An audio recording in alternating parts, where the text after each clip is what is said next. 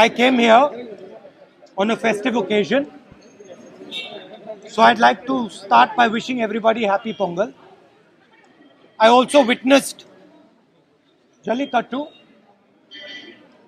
and had quite a nice time. Got a sense of why Tamil people appreciate Jallikattu. I must also say something. There was a sense, many people had mentioned to me that Jallikattu is harmful to the bulls. I witnessed it today. And I must say that the way it was done today, there was absolutely no chance of either the bull getting injured. In fact, if anyone was likely to get injured, it was the young men who were doing Jallikattu. So I'm happy to say that there have been some changes to make it safer for everybody. One of the main reasons I came was today the government in Delhi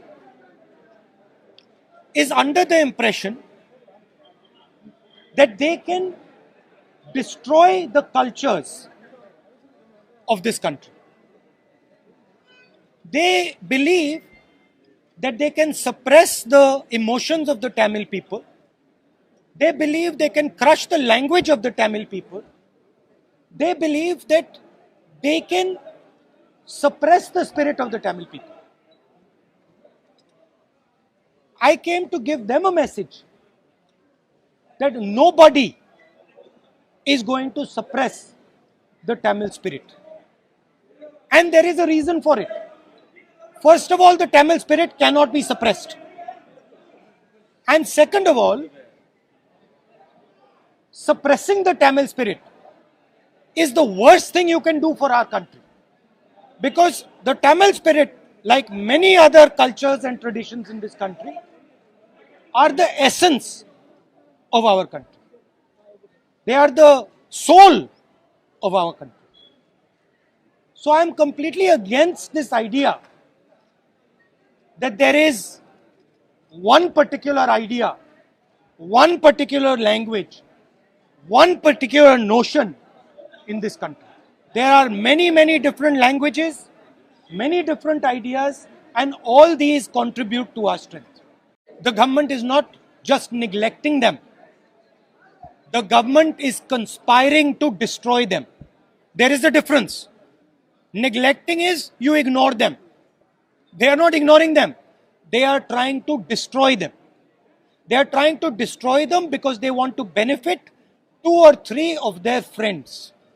They want to give what belongs to the farmer to 2 or 3 of their friends. They want to take the land of the farmer, they want to take the produce of the farmer, and they want to give it to their friends. That is what is happening. So the word neglect is too weak a word to explain what is taking place. The other thing is that the farmers of this country are the backbone of this country. If anybody thinks that you can suppress farmers and this country will continue to prosper, they just have to look at our history. Whenever Indian farmers are weak, India is weak. And I would like to ask a counter question. You are suppressing the farmers. You are helping handful of businesses. When Corona comes, you are not helping the common man. You are not supporting the common man. Whose prime minister are you? Are you the prime minister of the people of India? Or are you the prime minister of two, 3 selected businessmen? And the final question, what is China doing inside our territory? Why are the Chinese people sitting inside Indian territory? And why is the prime minister, why has he got nothing to say about it?